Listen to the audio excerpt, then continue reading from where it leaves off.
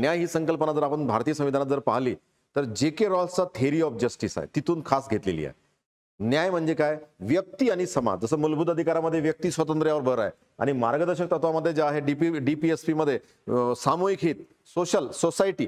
मग इथं जे आहे न्याय म्हणजे काय? व्यक्ती म्हणजे नाण्याच्या दोन बाजू, व्यक्ती आणि दुसरा समाज म्हणजे सोसायटी. या दोघांच्या हितामध्ये, स्वातंत्र्यामध्ये जिथं आपण सुवर्ण मध्य साधतो आणि नाण्याची तिसरी बाजू साध्य करतो, त्याला म्हणतात न्याय. जसं फॉर एक्झाम्पल जे आहे की अनुपमा सिरियल आहे किंवा आई काय करते, यामध्ये जे आहे एका स्त्रीचं व्यक्ती स्वातंत्र्य म्हणजे स्त्री म्हणून आणि सामूहिक हित म्हणजे आई म्हणून, हे दोन्ही जबाबदाऱ्या ज्या आहे एक व्यक्ती पूर्ण चांगल्या प्रकारे सांभाळू शकतो. दोन्ही जे आहे सिच्युएशनला न्याय देऊ शकतो. जो सुवर्ण मध्य असतो ना, त्याला न्याय म्हणतात. म्हणून कायदा काय करतो असतो? समान आणि असमान अशी वाटणी करतो की सर्वांना काय भेटला पाहिजे? न्याय.